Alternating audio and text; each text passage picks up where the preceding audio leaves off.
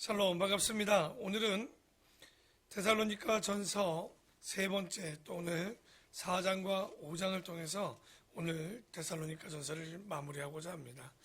계속 우리가 기도하는 것은 깨달아야 되는 것은 데살로니가 교회가 바울의 3주 만에 교회가 세워졌고 그렇기 때문에 교회가 아주 성숙한 게 아니라 아직 어린 신앙을 갖고 있는 그런 교회임을 우리가 알고 이제 4장과 5장을 보려고 합니다. 4장은 우리가 계속적으로 얘기하지만 이 데살로니가 전서의 내용들만 보면 바울은 예수님께서 금방 강림하실 것처럼 보였기 때문에 1장부터 5장까지 마무리해 보면 계속 주님께서 강림하실 때 그러니 너희들이 지금 고난받고 괴로울지라도 조금만 참으라고 그들에게 격려와 소망을 하는 내용들이 나옵니다. 그러면서 이제 4장은 먼저 종말에 합당한 성도들의 자세를 좀 언급하고 있습니다. 1절에 그러므로 형제들아 우리가 끝으로 주 예수 안에서 너희에게 구하고 권면하노니 너희가 마땅히 어떻게 행하며 하나님을 기쁘시게 할 수 있는지를 우리에게 배웠으니 곧 너희가 행하는 바라 더욱 많이 힘쓰라. 그러니까 너희가 어떻게 행하는 것이 이렇게 나오는데 어떻게 행하며, 다시 말해서 그 계명을 가지고 어떻게 행하며 또 곧 너희가 행하는 바 더욱 많이 힘쓰는. 그런데 여러분, 신앙과 종말에 있어서 특별히 믿음은 우리가 노력한다고 되는 것은 아닙니다. 그러면 여기에 더욱 힘쓰라는 건 뭐겠습니까? 전심 전력하여 세상에 물들지 않도록, 우리가 그렇다면 세상과 구별되어 믿지 않는 자들과 구별된 거룩함을 위해 더욱 많이 힘써야 된다는 얘기죠. 그래서 우리가 주 예수로 말미암아 너희에게 무슨 명령으로 준 것을 너희가 아느니라. 하나님의 뜻은 이것이니 너희의 거룩함이라. 곧 음란을 버리고. 그래서 하나님의 뜻이 뭐냐? 우리가 주님 앞에 이 종말을 준비하는 자들로서 더욱 많이 힘쓰는 것은 믿지 않는 자들과는 다른 거룩함이라는 거예요. 구별되게 살라는 얘기죠. 그러나 구별되게 살다 보면요, 아니지 않게 핍박도 많이 받게 됩니다.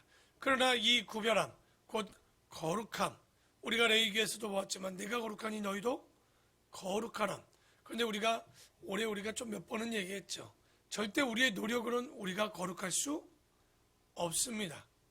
이 거룩이란 단어는 바로 성령이 내주하시고 성령이 충만할 때만이 가능한 이야기이기 때문에 우리가 그 거룩함을 가져야 되는데, 그런데 이 거룩함을 갖게 되면 어떤 현상이 나타나냐면요, 곧 음란의 생각들을 버려야 된다는 거예요. 아마도 이방인들이나 믿지 않는 사람들은요, 그 인생의 목적이 뭘까요? 돈과 아마도 성적인 욕망밖에 없습니다. 여러분, 세상에서 터지는 일들을 보십시오. 다 성적인 일들과 물질적인 일들일 거예요. 그러니까 세상의 가치는 성과 물질이에요. 이 사고방식 자체가 정말 그러기 때문에 우리는 그들과 그들의 가치와 조금은 다르야 되는데, 왜냐하면 바울이요, 헬라 지역, 지금 바울이 전하고 있는 이 헬라 지역에서 가장 위험한 게 뭐냐? 바로 이 성적인 문제와 물질적인 문제였어요. 그들의 신화를 보십시오. 신들도 타락하고 성적으로 타락합니다. 왜? 그게 바로 인간들이 사는 모습들이었기 때문에 그 인간들의 모습이나 신들의 모습이 다르지 않았어요. 그러나 이 헬라의 기독교가 그들에게 복음이 전해졌을 수 있었던 이유가 뭡니까? 먼저는 기독교 이전에 유대인들이 그곳에서 인정을 받았죠. 그 이유인즉슨 뭡니까? 7번째 그들의 계명이었던 가늠하지 말라라는 모습을 가지고 그들이 그 율법을 열심히 지켰기 때문에 아마도 헬라인의 안에 있었던 많은 귀부인들과 또 많은 사람들이 감동받아 유대교로 일단은 개종한 일들이 많이 있었다는 거예요. 그게 다른 게 아니었다는 거죠. 교리도 어떤 신앙심도 아닌, 일단은 그들에게 보여지는 것은 뭐냐면 이 율법을 지켰던, 간음하지 않았던, 곧 음란의 생각과 물질을 떠났기 때문에 그들과 뭔가 달랐다는 거예요. 그래서 7절에 보니까 하나님이 우리를 부르심은 부정하게 하심이 아니요 거룩하게 하시려고 우리를 불렀는데, 그러므로 그 거룩함을 저버리는 자는 사람을 저버림이 아니요 너희에게 그의 성령을 주신 하나님. 그러니까 거룩한 삶을 포기하고 산다는 건 뭐냐? 바로 하나님이 아닌 이방인들이 섬기는 물질이나 만몬이나 바로 그의 정욕과 색욕을 따르는 그런 것밖에 안 되는 사람이다 라고 얘기합니다. 그렇기 때문에 그 종말에는 내가 거룩하니 너희도 뭐 하라는 거예요? 거룩함으로 세상과 구별되이, 믿지 않는 자들과 구별되이, 그들이 따르는 물질과 정욕과 성이 아닌 정말 하나님을 따르는 그 거룩함을 갖는 자가 신자요, 바로 그런 자들이 바로 종말의 때를 준비하는 자들이라 이렇게 얘기합니다. 그래서 5장은요 재림을 기다리는 자들의 자세를 상세히 언급합니다.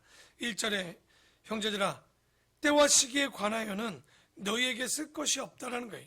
그러니까 예수님의 재림이 언제인지 아는 것은 누구밖에 모른다고 얘기합니까? 그것에 대한 주권은 하나님 아버지밖에 없는 거예요.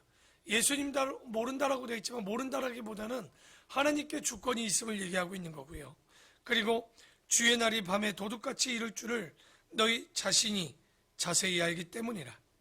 그들이 평안하다, 믿지 않는 자들이죠. 그 믿지 않는 세상 사람들이 평안하다, 안전하다 할 그때 임신한 여자에게 해산한 고통이 이른과 같이 멸망이 갑자기 그들에게 이르느니 결코 피하지 못하리라. 그러니까 이 믿지 않는 자들이 믿는 자들은 예수님의 재림이 언제 오냐고 물었고, 믿지 않는 자들은 아우 지금 살기 좋다, 평안하다. 그런데 그들에게 오는 종말은 뭡니까? 임신한 여자에게 해산의 고통이 오듯이 갑자기 닥친다는 거예요. 그러니까 이렇게 멸망이 갑자기 그들에게 오는 거예요. 그런데도 불구하고 그들은 그것을 믿었냐? 믿지 않는다는 거예요. 지금도 예수 믿지 않으면 멸망이요, 예수 믿으면 영생이라고 얘기하지만 그 예수 천당 불신지옥 얘기해도 믿지 않습니다. 왜? 죽어보지도 않았고 아직 그것에 대해서 정확히 알지 못하고 믿지 못하기 때문에 믿지 않는 거죠. 그래서 예수님은 갑자기 오기에 믿음을 준비할 수가 없는 거예요. 이게 언제 온다 그러면 여러분 어떻게 하겠습니까? 개인의 종말이든 아니면 전국사정 종말이든 우리가 언제 죽을지, 언제 주님이 오실 줄 안다면 이렇게 살겠습니까? 그래서 우리가 항상 깨어 있어야 되는 거예요. 열처녀의 준비, 여러분 기억나시죠? 열처녀 중 5처녀는 기름을 준비했고 5처녀는 기름을 준비하잖아. 그 신랑이 올 때 마지막에 기름을 빌려달라 하지만 준비한 5처녀가 뭐라고 해요? 우리도 부족해서 나눠줄 수가 없다고, 빨리 가서 다시 사오라고. 하지만 그때 믿으려고 해도 그 믿음은 쉽게 믿어지는 게 아닙니다. 그래서 형제들아, 너희는 뭐냐면 믿는 자들입니다. 믿는 너희는 어둠에 있지 아니하며 그날이 도둑같이 너희에게 임하지 못하는 거예요. 믿지 못하는 자들에게는 도둑같이 오지만 믿는 자들에게는 왜 도둑같이 오지 않느냐? 이미 요한계시록 때 주님이 오실 날의 상징에 대해서, 징조에 대해서 다 가르쳐주고 있는 거예요. 비밀은 모르는 자들에게는 비밀이지만 아는 우리에게는 비밀이 아니라 기쁨이 될 수 있는 거예요. 그래서 우리는 그 비밀을 알고 있는 자들이죠. 그래서 너희는 다 빛의 아들이요 낮의 아들이라. 우리가 밤이나 어둠에 속하지 아니하나니 그러므로 우리는 다른 이들과 같이 자지 말고 오직 깨어 정신을 차릴지니라. 그러니까 우리가 그럼 밤에 안 자고 맨날 철야기도 하라는 얘기입니까? 아니죠.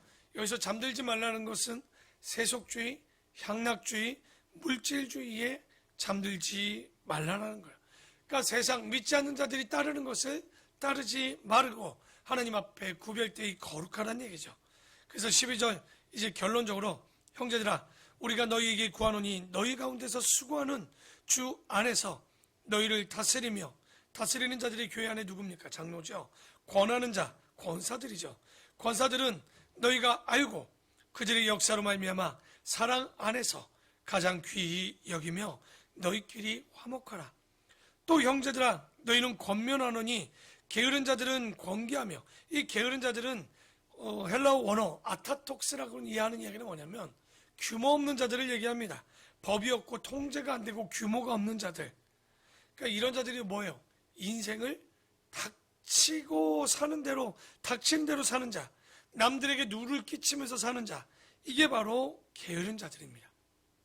그들을 조심히 권계하며 마음이 약한 자들을 격려하고 힘이 없는 자들을 붙들어주며 모든 사람에게 오래 참으라.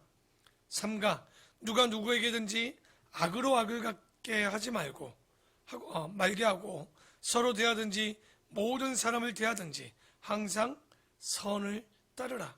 그러니까 악을 악으로 갚으라고 얘기하지 않습니다. 성경은 항상 뭐라고 합니까? 악을 선으로 갚으라고 하죠.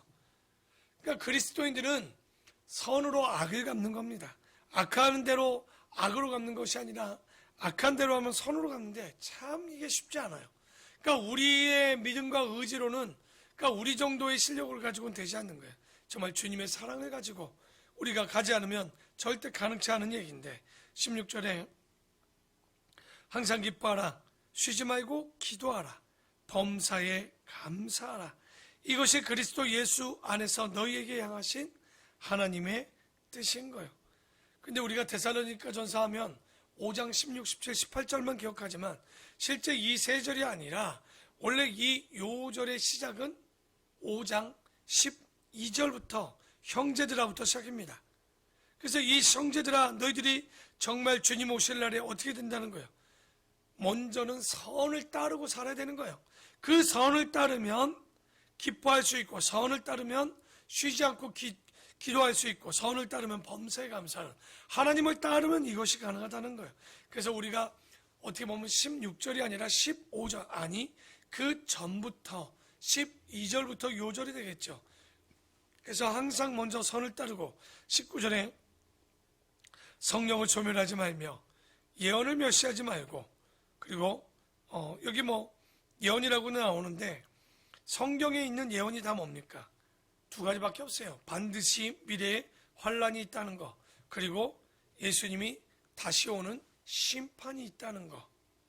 그래서 이런 것들이 대표적인 예언이죠. 상급이 있다는 것도 예언이겠죠. 그래서 예언을 너희들이 멸시하지 말고 범사에 헤아려 좋은 것을 취하고, 악은 어떤 모양이라도 흉내는 안 됩니다. 그러니까 우리가 가장 실수하는 게 바로 이겁니다.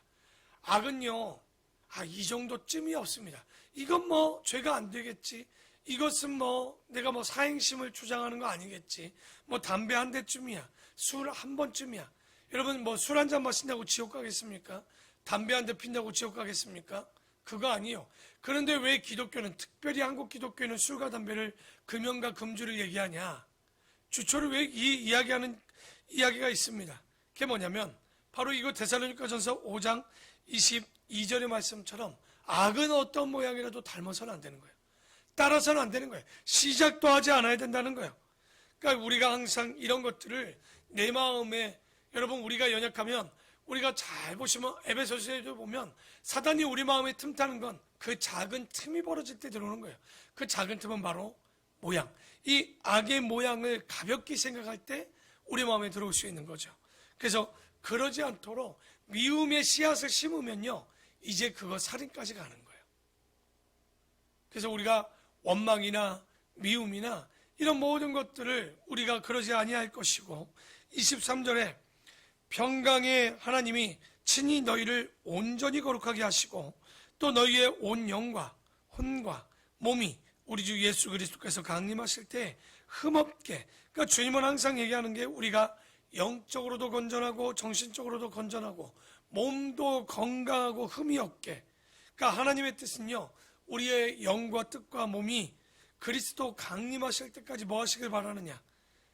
그래서 보존되고 건강하길 바라는 거예요. 여러분, 그래서 레위기를 주신 거고 11장에 그렇게 구별되이, 사도행전 15장에도 보면 바로 초대교회에게도 너희들 피채 먹지 말고, 이런 걸 그냥 우리가 건강하라 이 정도가 아니라 지켜야 할 법들을 지켜서 먹지 않아야 될 것을 먹지 않도록, 왜? 주님이 오실 때 우리가 흠없게 보존되기를 원하셔요.